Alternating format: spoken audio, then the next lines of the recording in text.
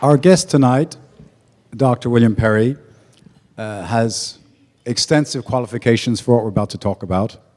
He's got his BS and MA from Stanford and a PhD in mathematics from Pennsylvania State, but he has, most importantly, a lifelong education in the threat of nuclear warfare, which, as he knows only too well, could end civilization as we know it on this planet. And that is the reason why we're going to be here talking tonight. He was in the army and went to post-war Japan, where he saw some of the devastation which was visited on us by the two bombs in Hiroshima and Nagasaki. And ever since then, this nuclear war scenario has been a preoccupation of his. He had a defense firm in Palo Alto. He was asked to consult during the Cuban Missile Crisis, which we'll talk about a little bit. One of the most scary, and we didn't even realize at the time how scary confrontations we were almost drawn into. He was an Undersecretary of Defense for Research and Engineering during the Carter administration. He served on President Reagan's Commission on Strategic Forces, and then in 1993, President Clinton appointed him Undersecretary for Defense. In 1994, he became the Secretary of Defense for President Clinton, during which time he presided over the destruction of 8,000 Soviet nuclear missiles.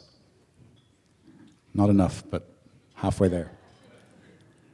He's currently Professor Emeritus at Stanford, but he's spending most of his time trying to spread the message, and this is a pretty grim message, that we're actually at greater risk of nuclear conflict now than we were during most of the Cold War, and that threat is increasing. And I think that's probably a point where we'll start, because I can't think of anything funny to say to introduce this subject. So let's start there. Why is it that you think we're at greater risk now? The Cold War is over. Why should we be at greater risk now than we were then from any nuclear confrontation? Can you hear me all right? Two reasons. First of all, hostility is building up again with Russia, and so the dangers that we faced during the Cold War are now being recreated today. And secondly, we have two new dangers that didn't exist during the Cold War, which is the danger of a nuclear terror attack and the danger of a regional nuclear war, for example, between India and Pakistan, which would affect not just India and Pakistanis, but would affect people all over the world. So during the Cold War, we had basically a balance of forces between the Soviet Union and the United States, and there were a lot of sophisticated modeling techniques being done in RAND Corporation and others about what would tip that balance. Now we don't have that balance. And you start your book with a scenario of Islamic extremists putting a bomb somewhere in the mall in Washington, and they wouldn't care because who do you hit back? Explain what would happen with one bomb, for example, in Santa Monica. Population 80,000. In the preface to my book, I give a possible scenario for a nuclear terror attack in Washington, D.C. And I follow that up. I've made a little YouTube video, a 5-minute video, that dramatizes that attack.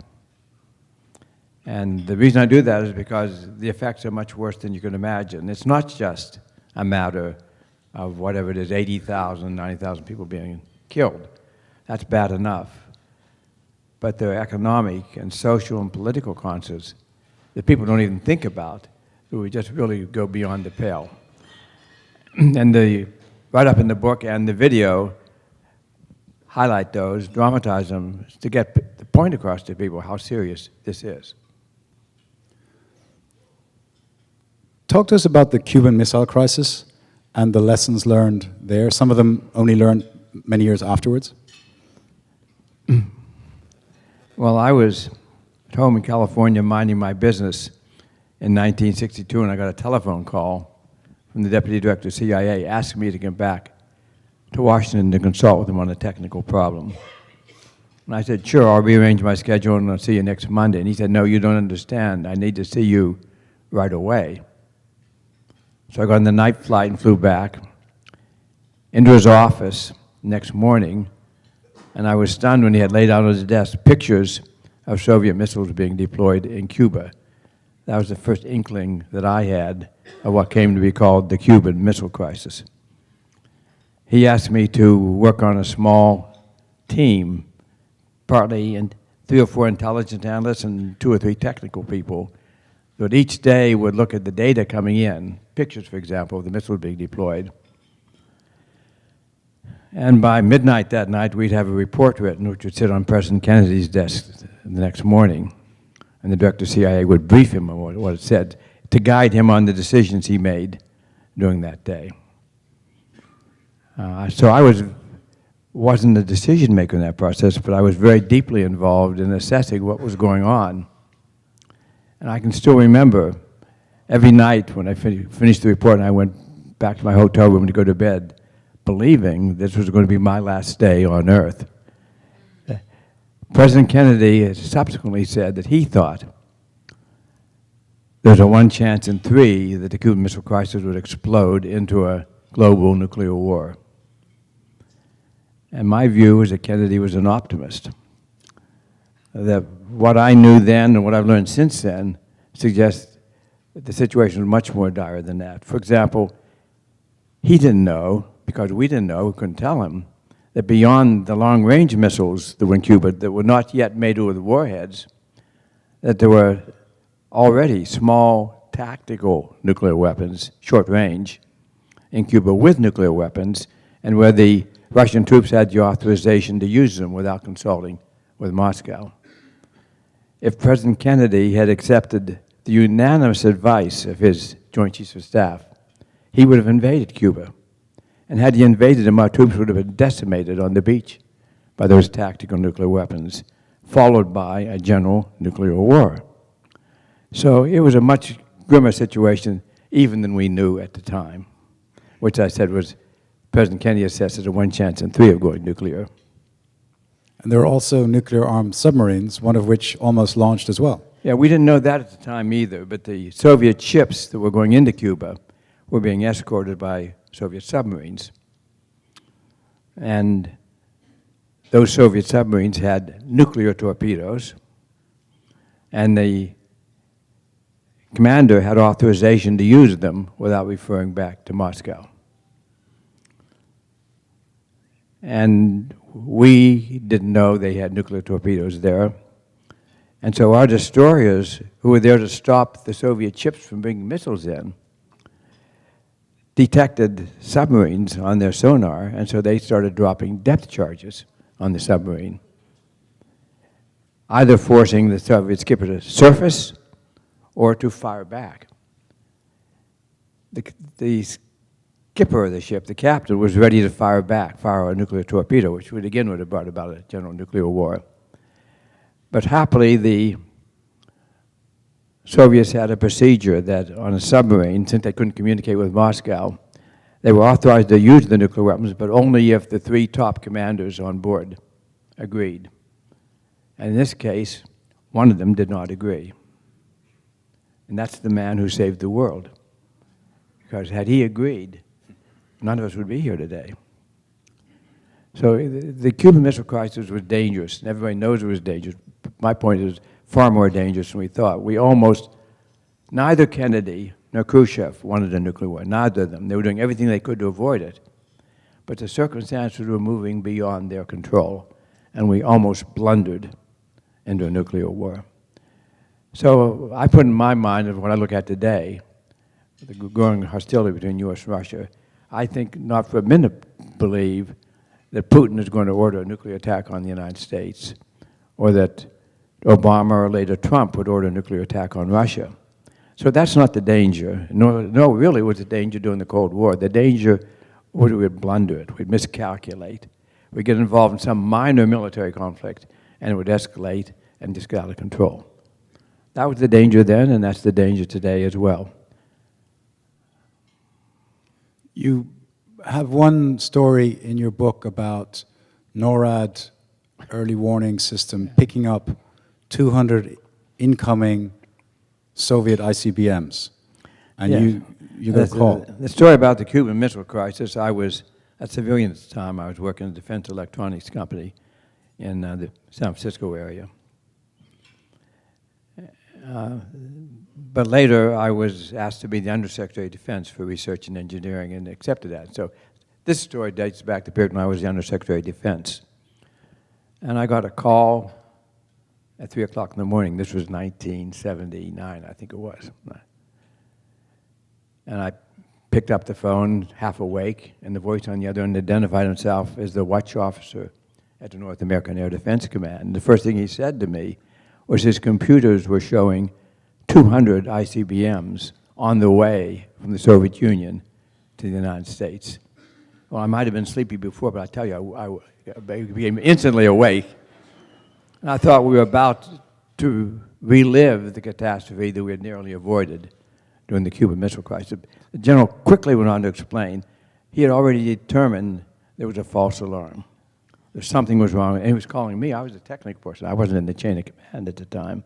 He was calling me to see if I could help him figure out what the hell had gone wrong with his computers. And the answer, brief answer to that was I was not able to over the phone. It took us three days to track down what had really happened.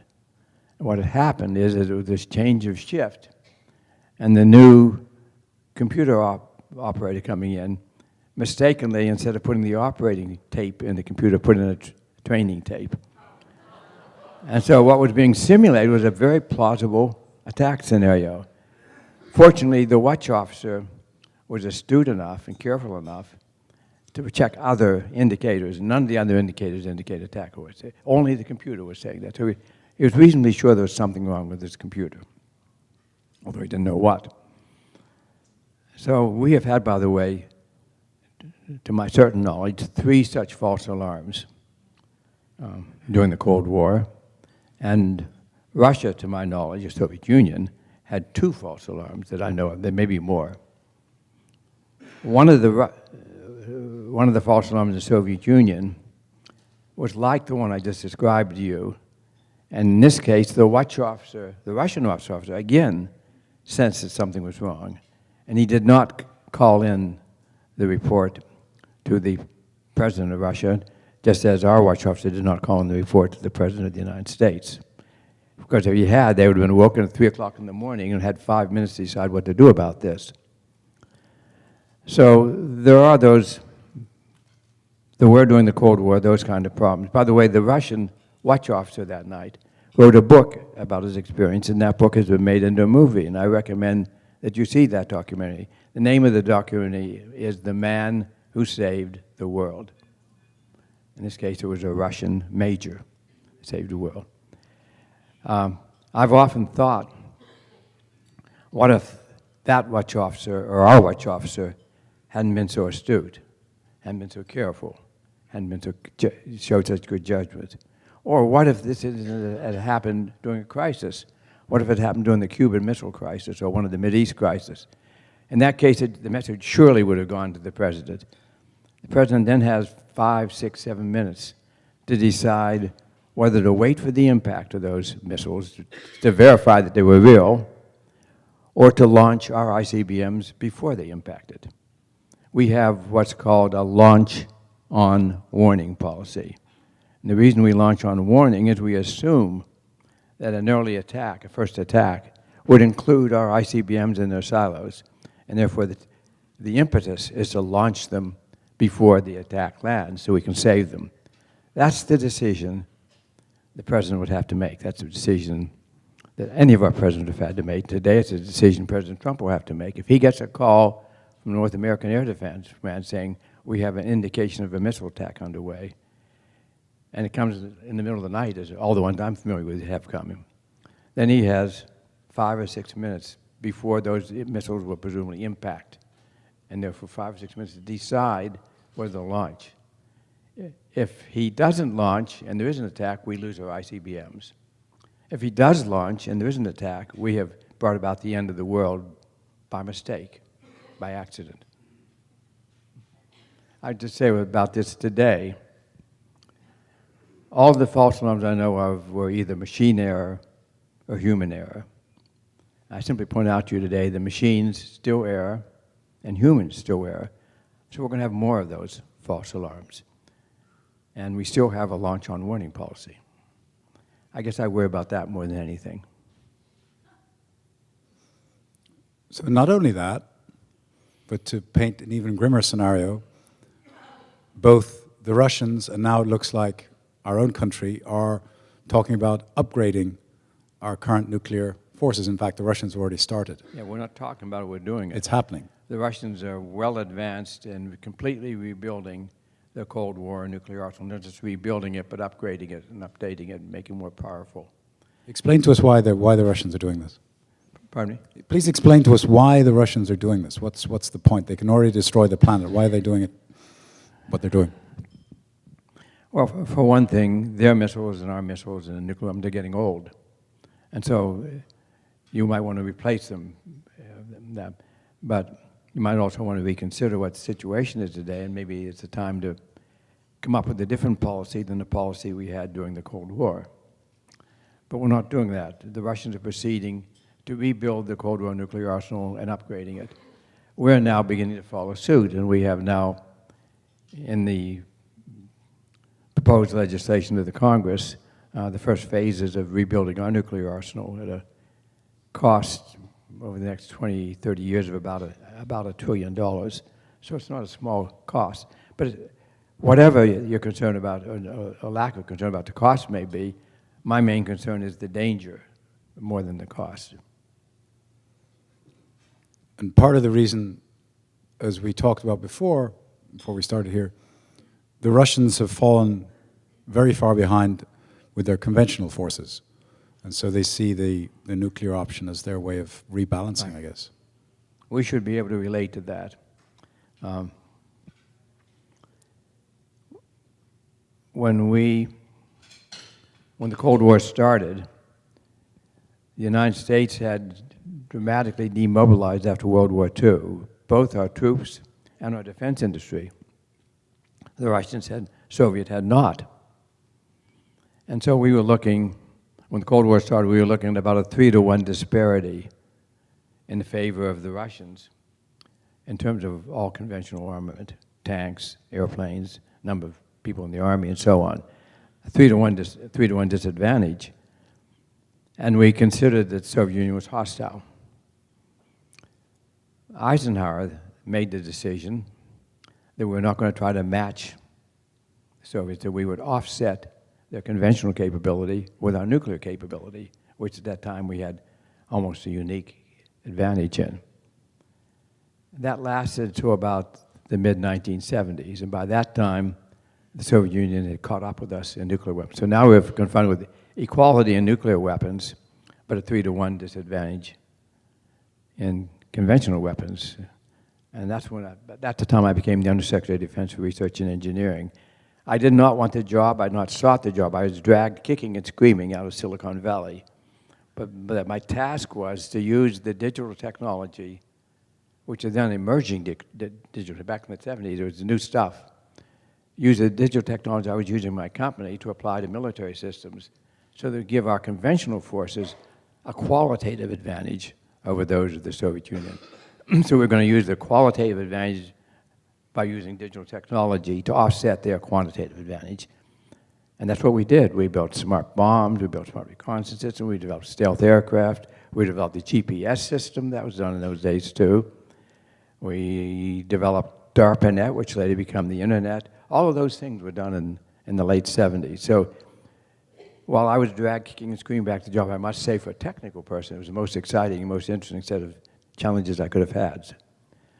All those systems were later used only once in warfare, and that was in Desert Storm in Iraq, when they inflicted a decisive defeat on the Iraqi army, which was, by the way, equipped with Soviet airplanes and tanks and guns and so on.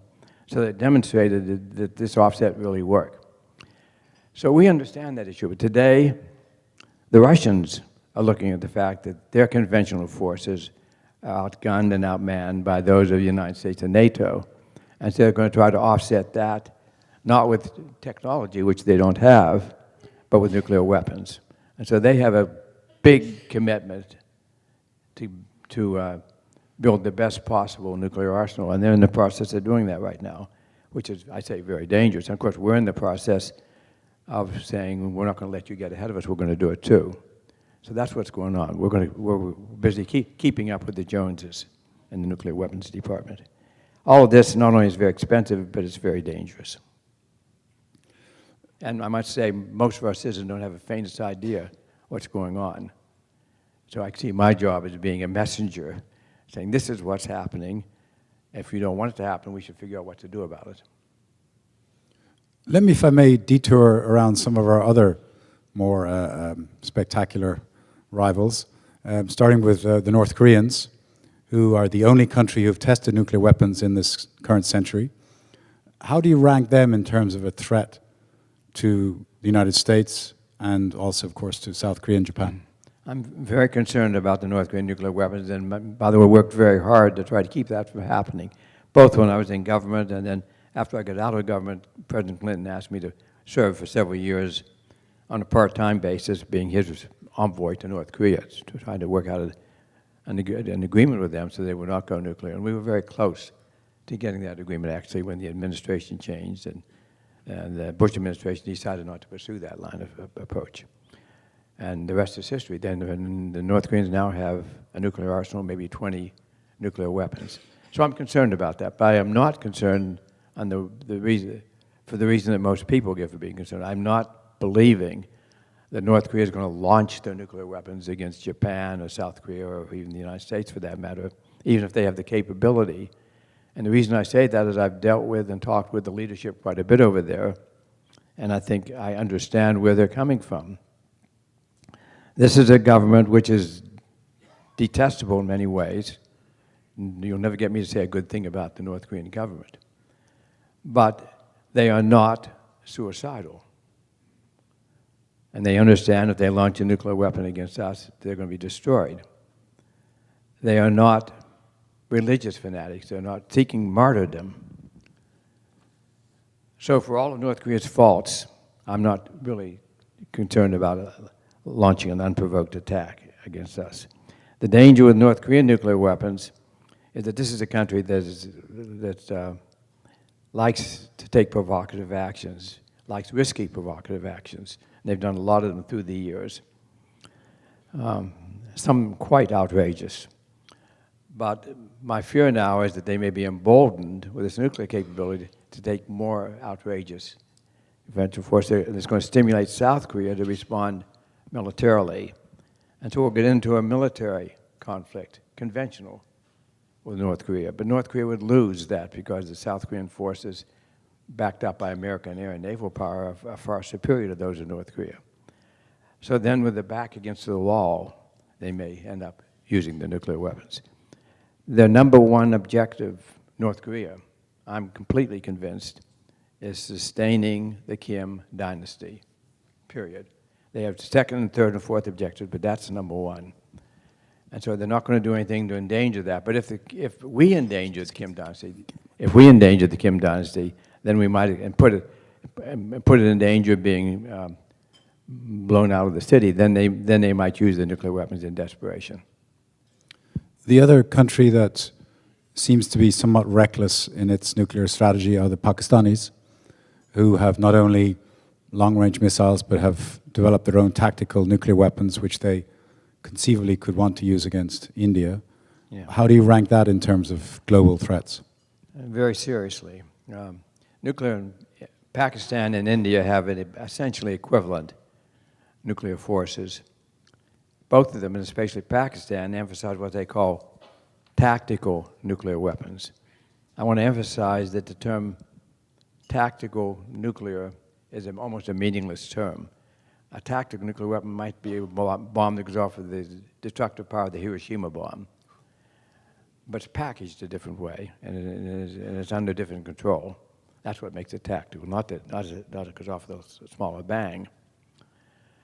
So Pakistan's strategy, which they are free to declare, is if India attacked them with conventional forces, they would use tactical nuclear weapons in Pakistan against Indian army forces on the theory that India would not retaliate with nuclear forces, which is a very dubious theory.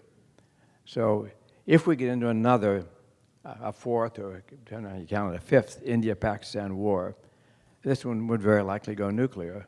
And once it started nuclear, it could escalate very quickly into a very large nuclear exchange. India and Pakistan have somewhere between 100 and 200 nuclear weapons each. If you imagine as many as 100 nuclear weapons going off in an exchange, you not only have tens of millions of Indians and Pakistanis killed, but you have soot and dust and smoke getting up to the atmosphere, which will settle in the stratosphere, go all around the globe, and will cause a diminution of sunlight for maybe up to 10 years. It could lower temperatures 3 or 4 or 5 degrees. And just I don't have to be, you don't have to be an agricultural expert to know that's going to cause widespread crop failures and widespread starvation. So an India-Pakistan war not only endangers tens of millions of people in India and Pakistan, but really it could cause a substantial problem for the entire planet, including our country. Now, just to make you feel even more secure, Some people, by the way, have projected a nuclear winter from that. Nuclear winter, I'm not yes. pressing that point. A nuclear winter where the temperatures drop so that you have ice and snow in July around the world. That's what they call a nuclear winter, and that's kind of an end-of-the-world scenario. But very conservative scientific calculations just show that 100, 200 bombs in cities in India, Pakistan, would probably end up lowering temperatures a few degrees for as much as 10 years. The FBI report, at least publicly, maybe there's more than we know, but at least publicly, the FBI know of at least 4 attempts by ISIS to obtain nuclear materials between 2010 and 2015. How would that play out if an extremist group got a nuclear device? The good news is I don't think any of these nuclear groups, including ISIS, which is the best funded of them all, have the capability of making a nuclear bomb from scratch. They have the desire to use a nuclear bomb, but they don't have the capability. But if they could get a hold of the fuel, the fissile material, highly enriched uranium in particular, if they could get a hold of the fuel, then they could make an improvised nuclear bomb. Not too difficult to do. They don't have to make it compact and neat like we make our bombs.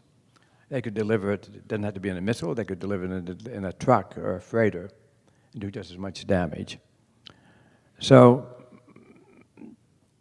the danger here is that one of these groups, Al-Qaeda or ISIS, would somehow find a way of getting the fissile material. And if they got it, then I have high confidence it's going to end up in one of our cities. And that's why I start my book, My Journey to the Nuclear Brink. The preface of the book describes that kind of a scenario. There's a bit of good news here in that the one substantial thing done by the Obama administration to make us safer from nuclear attacks is in that field. They have convened 4 different nuclear security summits where they gathered all 50 leaders of all 50 countries of the world that have fissile material, either for commercial or military purposes, and have them all agreeing on a set of safeguards and standards to make this fissile material much harder to get. So the one thing that's really making us safer these days are those nuclear security summits. They're not done by any means, but they have already gone a long way towards making it more difficult to get a hold of this highly enriched uranium or plutonium. Could I put you on the spot and ask you to rank the relative threats from, let's say, Russia, North Korea, Pakistan, and some terrorist group getting a nuclear weapon? Which would be of most concern to you? The most likely catastrophe that would happen, nuclear catastrophe, would be a terror group getting a nuclear bomb. I put that number 1 on the list. I don't mean to say that's a high probability. It's not a 10% probability, say. But even a 1% probability is something to worry about. And it is particularly extended over a number of years, but it's the most likely thing that happened to us, and it would be far worse results than most people understand. That's why I put in the preface of my book, and that's why I made a YouTube video of it to try to get the point across. This is serious stuff. And it's not just the 60, 80, 100,000 people who are fatalities. It's all the political and the economic and the social consequences as well. A nuclear bomb in Washington could essentially decapitate our government and cause widespread panic and concern. So before I open up for questions, just if you can give us some light at the end of this tunnel, were our governments and other governments willing to talk? What is the way to stepping back from this increasingly serious series of nuclear threats that we face on this planet? Without getting too long-winded, it's different for different countries.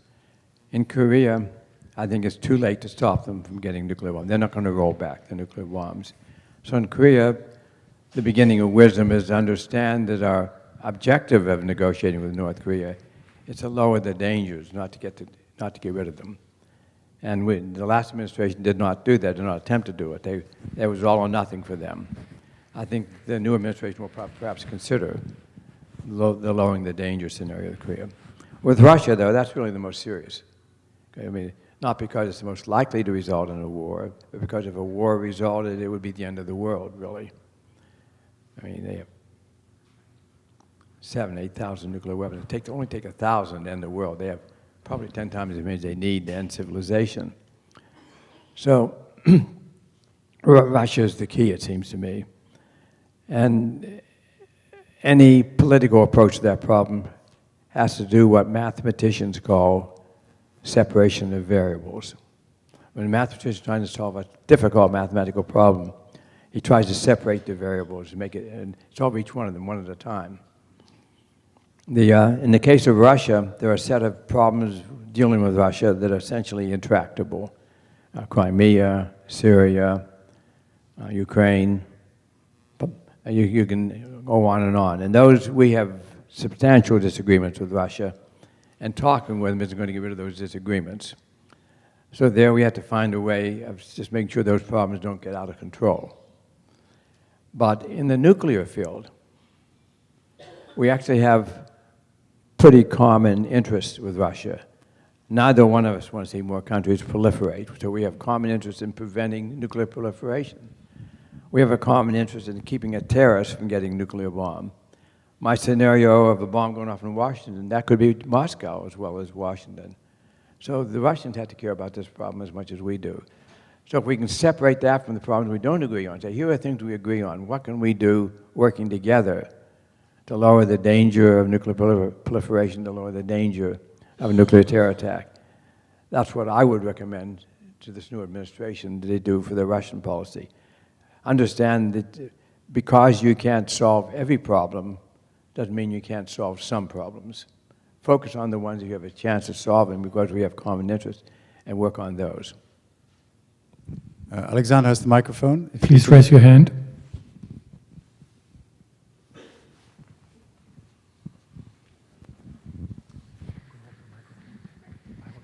Okay. Hi.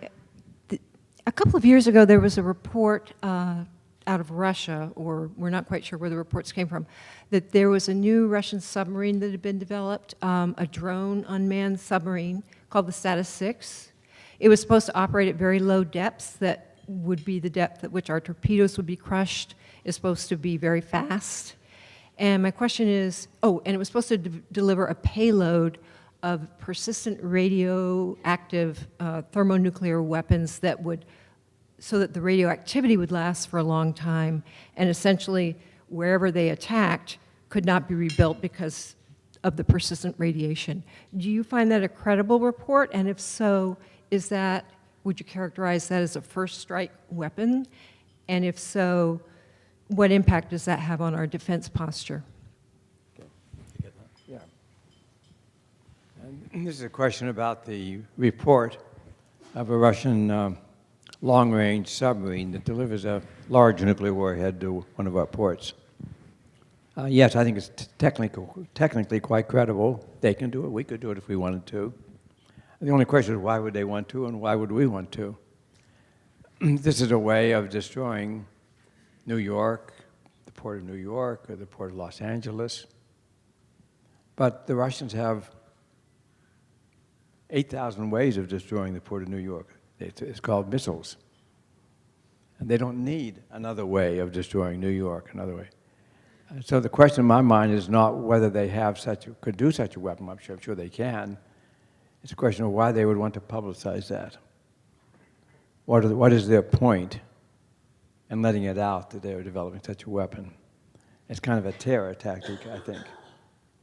But from a cold, objective military point of view, it doesn't change anything. My question is twofold. One, in the past, you have recommended building up a missile system rather than nuclear proliferation. Do you still feel that way? And secondly, I saw something very disturbing on Lawrence O'Donnell 2 nights ago, where he had a psychiatrist and a psychologist that had a petition of 26,000 doctors saying, I will say what they said, that President Trump was a paranoid, schizophrenic narcissist, and that they were trying to get the 25th Amendment to take him out of the presidency. So what do you think of both?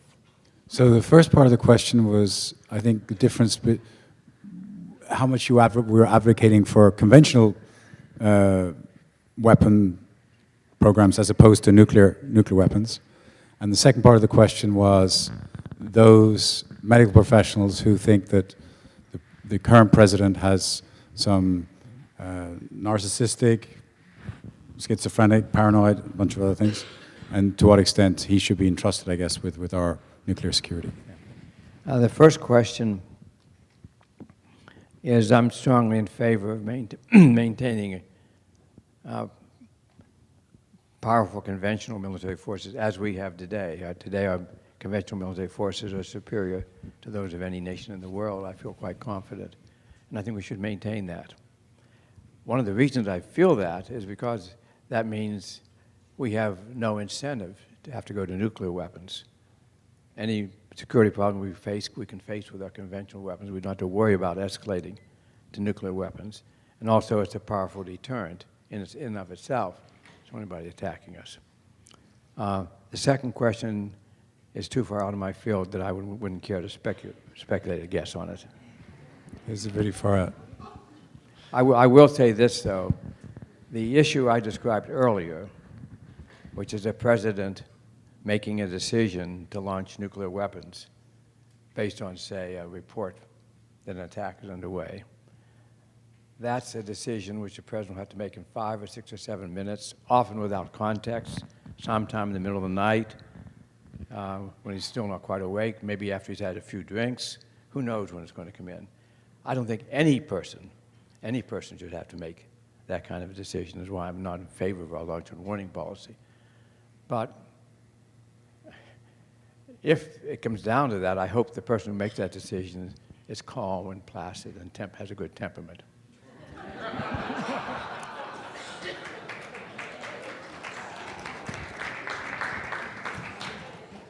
Can you comment about the Iran agreement? Could you talk about the Iran nuclear deal? Yes. I'm very much concerned by the dangers of Iran getting a nuclear weapon. I don't want any other country to get a nuclear weapon. I'd like to see the countries that have them start to dismantle them. But I don't want to see new entries in the field. I especially don't want to see Iran as a new entry in the field, because I think the consequences will really be quite disastrous. I think it very likely would lead to some kind of a war with Israel, quite possibly a nuclear exchange between Iran and Israel. And it doesn't take a big imagination to imagine all the unintended consequences, all of them bad, that could result from that. So I'm very much opposed to Iran getting a nuclear weapon. Before we started negotiating with Iran, it was back 4, 5, 6 years ago, I was doing some freelance diplomacy, and I met with the foreign minister of Iran, I met with the national security advisor from Iran 3 or 4 different times, discussing their program and things that we could do to maybe curtail that program. and essentially doing a little bit of freelance negotiating just to see where their soft points were, and I passed that on to our government. But about 3 or 4 years ago, we jumped in feet first and started negotiating with them, along with the Europeans, along with the Russians, along with the Chinese. And that negotiation led to the so-called Iran nuclear deal.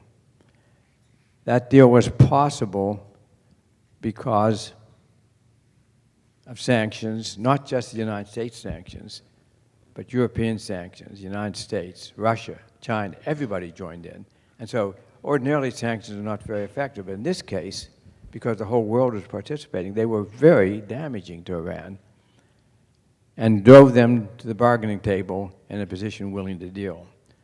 The deal that came out of it was by no means a perfect deal, but it was a better deal than I thought we were going to be able to get.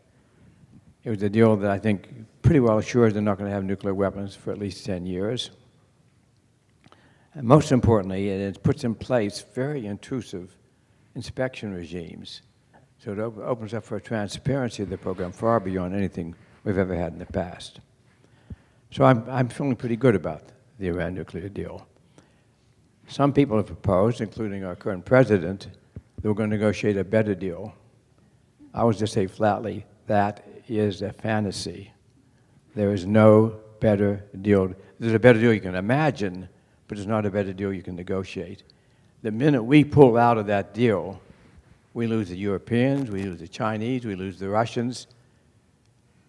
So the sanctions which we had, which drove Iran to the table, are not going to be there anymore. American sanctions aren't going to be that big a deal. So we don't have the sanctions in place to bring Iran to the negotiating table, so there's not going to be another negotiation. Iran's perfectly happy to stay with freedom to pursue whatever they want to pursue in the nuclear program. The fact that that will eventually lead to a war, I think it's pretty clear. But there's nothing that's going to drive them back to the negotiating. So, fine, I'd like to have a better deal also. But I tell you, it's certainly and as clearly as I say anything, there is not going to be a better deal. We have either this deal or no deal. Those are the two real alternatives we're facing today. Today we saw that the Malaysian government indicated that the attack on the leader or the half-brother of the Korean leader was by a banned chemical weapon that violates several conventions, which shows a level of recklessness coupled with a comment from their state-run agency that reminding Malaysia that North Korea has nuclear weapons, a veiled threat. So getting back to the irrationality or the rationality of North Korea, how significant do you see their willingness to go this far in Malaysia to take out a half-brother and then looking at the nuclear threat and how they might do something with that? Yeah. I'm going to need some help with that question. I think So we're talking here a movie plot in real life. The Malaysians today revealed that as far as their doctors and pathologists can work out, Kim Jong-nam, the half-brother of the current leader in North Korea, was killed by a banned chemical weapon. That's the agent that was killing him, that killed him. And so the question is, if they're prepared to go that far in a foreign country to take out one guy, what does that indicate about their general level of rationality, I guess? Is that a fair summary? Well, it indicates that the leadership are gangsters, I think. And we've known that for a long time. I believe, I can't prove, but I believe that this hit was authorized by the highest levels of the North Korean government, probably by Kim Jong-un himself. I can't prove that, but I do believe that. And I'm saying that's comparable to some atrocities and outrages that government has committed over the last 20, 25 years. There's nothing really new there. They assassinated a South Korean leader at one time in their history. I mean, it's probably the worst government in the world, which is saying a lot. But it's a government that now has about 20 nuclear weapons, and so while we find the government to be loathsome, we also need to be looking at what we can do to reduce the danger that those weapons pose to us and to our allies in South Korea and Japan. So I'm still in favor of proceeding with some kind of a negotiation. I just want the negotiation to be based on a realistic premise. If we go in there on the premise that we're going to get them to give up our nuclear weapons, we might as well stay home, because that's not going to happen. I've met those people. I've negotiated with them several times in the past. But I say again, the only redeeming feature is they are not suicidal and they're not seeking martyrdom. And they know very well that if they launch nuclear weapons against us or our allies, that that's what they will get. Can you imagine any scenario where nuclear weapons are less of a threat than they are today? What? Less. A scenario where nuclear weapons are less of a threat than they are today. Can you imagine that? Yes, I can. And I think that's our policies ought to be seeking to move in that direction. But it's a little complex, and I don't want to get too long-winded in the answer. One way there are dangers today is that we might accidentally launch a missile. We might start a nuclear war by accident. And there's several policies we could undertake that would greatly lower that danger. The most obvious one of which is to give up our launch on warning policy. A more drastic one would be to give up our ICBMs altogether and put all of our deterrent forces in submarines or in bombers, because it's only our ICBMs that are subject to that accidental launch problem. In our submarines, we can wait it out, see what happens. We don't have to launch in 5 or 6 or 7 minutes. So that'd be the number one change I could make, lowering the danger of our accidentally starting a nuclear war. The second and more general thing is to lower the tension, the hostility between the United States and Russia. And as I said, I think the best way of doing that is not trying to solve problems that we don't know how to solve. In Ukraine, for example, but to focus on solving problems specifically on nuclear weapons where we have a common interest with Russia. We could advance our security and their security at the same time by negotiation in that area. We're not doing that. Neither of the last two administrations have succeeded in doing that. That would seem to me should be an important objective for this new administration. And some things that President Trump has said indicate he might be open to trying to do something like that. Other things he said have indicated he's not open to it, so I don't know what to believe of what he's going to do, but there is that possibility. And I think it's a distinct possibility because if you look at it, it's really a win-win. It's something that's good for the Russians and good for ourselves, so why should we not do it? And we don't do it because we disagree with them on other things. And I say we have to separate out those other things and not let them get in the way of the nuclear issues. And the final question at the back here. Bearing in mind China's recent territorial assertiveness, how do you view China as a force for stability or instability in the nuclear realm? The question was, is China a force for stability or instability in the nuclear realm? That's a tough question because China is evolving. It's a moving target right now in terms of what they are and what their nuclear forces are and what their nuclear policies are. The danger, the force for instability is located in the South China Sea. That's not a nuclear question per se, but China tends to regard the South China Sea as something like an inland lake. In other words, but however you call it, they believe they have territorial rights there.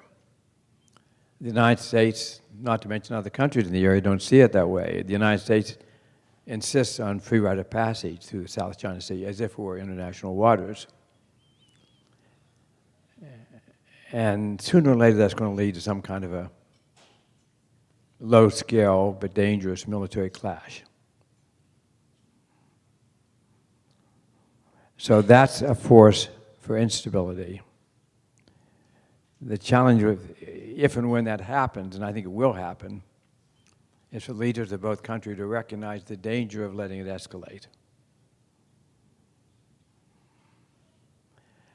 China's a force for stability.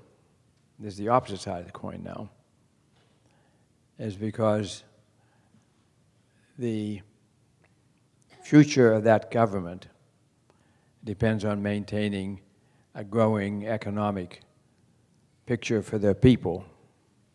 That's what's kept them in power for all these decades now, is the fact that they've had a fast-growing economy and the people have benefited from that mightily. But they had to keep that going.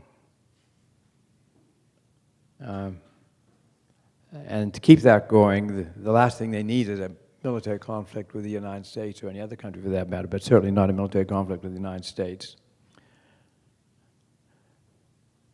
We and China are deeply intertwined economically in terms of trade that we do. China is holding a lot of our debt. And all of that, I think, is a force for stability. During the Cold War, our position with the Soviet Union was called MAD, Mutual Assured Destruction. We maintained stability at great risk, but we maintained stability by threatening to destroy each other. What we have today with China economically is not MAD, MAD, it's MAED, Mutual Assured Economic Destruction,